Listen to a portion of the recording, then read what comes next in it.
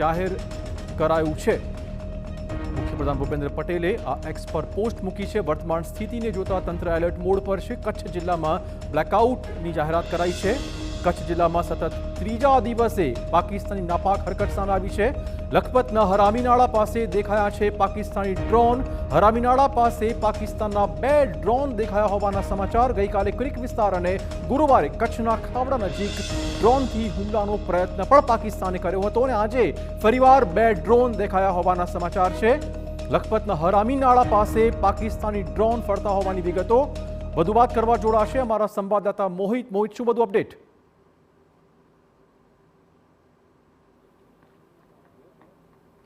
ચિરાગ, જે રીતે TV9 દ્વારા જે સૌથી પહેલા સમાચાર છે તે આપવામાં આવ્યા હતા કે જે રીતે જે કચ્છની દરિયાઈ સરહદ છે ત્યાં પણ પાકિસ્તાનની નાપાક હરકત છે તે જોવા મળી છે। અત્યારે જે માહિતી મળી રહી છે તે પ્રમાણે કચ્છમાં સતત ત્રીજા દિવસે આ નાપાક હરકત છે તે જોવા મળી છે। લખપતના જે હરામીનાળા વિસ્તાર છે આ હરામીનાળા વિસ્તારમાં 2 ડ્રોન દેખાય હોવાની પ્રાથમિક રીતે માહિતી મળી છે। સતત ત્રીજા દિવસે આ પ્રકારની હરકત છે તે જોવા મળી છે। જો ભૌગોલિક પરિસ્થિતિએ વાત કરવામાં આવે તો હરામીનાળા વિસ્તાર છે તે પહેલેથી જ જે સોફ્ટ ટાર્ગેટ છે તે રહ્યું છે અને આંતરરાષ્ટ્રીય બોર્ડરથી ખૂબ જ નજીક આ લખપતનો વિસ્તાર છે તે આવેલો છે અને તેને કારણે જ ત્યાં આ પ્રકારની હરકત છે તે જોવા છે। મારી સાથે સહયોગી જય દવે છે, આપણે તેની સાથે વાત કરીશું।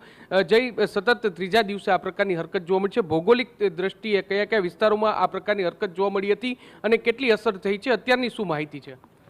જે ચોક્કસથી છેલ્લા 3 દિવસથી જે કચ્છની સંવેદનશીલ બોર્ડર છે ત્યાં કને પાકિસ્તાન દ્વારા હરકત કરવામાં આવી રહી છે।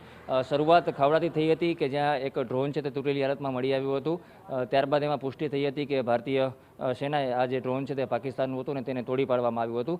ગઈકાલની જો વાત કરવામાં આવે તો લખપતના જ ક્રિક વિસ્તારની અંદર પાકિસ્તાન તરફથી આવી જ હરકત કરવામાં આવી હતી, પરંતુ ભારતીય સૈન્ય જે તમામ મોરચે સજ્જ છે તેના દ્વારા તેને તોડી પાડવામાં આવ્યું હતું। અત્યારે જે સમાચાર મળી રહ્યા છે તે મુજબ 2 જેટલા ડ્રોન છે તે હરામીનાળા વિસ્તારમાં દેખાયા છે। કચ્છની જો વાત કરવામાં આવે તો કચ્છ સરહદી દ્રષ્ટિએ ખૂબ જ સંવેદનશીલ જિલ્લો છે। અહીંયા આર્મી, એરફોર્સ અને અન્ય જે સુરક્ષા એજન્સીઓ છે તેના મહત્ત્વના કેન્દ્રો અને મથકો આવેલા છે। આ ઉપરાંત પણ વાઇટલ ઇન્સ્ટોલેશનની વાત કરવામાં આવે તો ઘણા બધા એવા મહત્ત્વના સ્થળો છે કે જેને ટાર્ગેટ બનાવવાથી ભારતને મોટું નુકસાન જઈ શકે તેમ છે। તેથી પાકિસ્તાન સતત આવા પ્રયત્ન કરી રહ્યા છે, પરંતુ જે રીતે ભારત સમગ્ર દેશની જે સરહદો છે ત્યાં આવા હુમલાઓને નાકામ કરી રહી છે, તેવી જ રીતે કચ્છની અંદર પણ જે આ હરકત 3 દિવસથી કરવામાં આવી રહી છે તેને સતત આપણી ભારતીય સેના છે તે નિષ્ફળ બનાવી રહી છે। સ્પષ્ટપણે ચિરાગ, એટલે જે છેલ્લા 3 દિવસથી પ્રયત્ન છે તે કરવામાં આવી રહ્યો છે। આજે પણ 2 જેટલા ડ્રોન છે તે હરામીનાળા વિસ્તારમાં જોવા મળ્યા હતા, પરંતુ તેને જે તેમને મલિન ઇરાદાઓ છે, નાપાક ઇરાદાઓ છે તેને પાર પાડવા નથી દીધા અને સેના છે તે તમામ મોરચે સજ્જ છે તે અત્યારે જોવા મળી છે। આખા જે કચ્છ જિલ્લામાં અત્યારે બ્લેકઆઉટ છે તે લગાવી દેવામાં આવ્યું છે અને જે લોકો અવરજવર ન કરે તે માટેની પણ સૂચના છે તે આપવામાં આવી છે અને સરહદી વિસ્તારમાં જે પ્રકારની હરકતો થઈ રહી છે તેને જોતા જે સેના હોય કે તમામ જે સુરક્ષા એજન્સીઓ છે તે સજ્જ અત્યારે જોવા મળી રહી છે। જી ચિરાગ। તો હાલમાં કચ્છમાં બ્લેકઆઉટ જાહેર કરાયો છે અને 2 હરામીનાળા પાસે 2 ડ્રોન દેખાયા હોવાના પણ સમાચાર છે।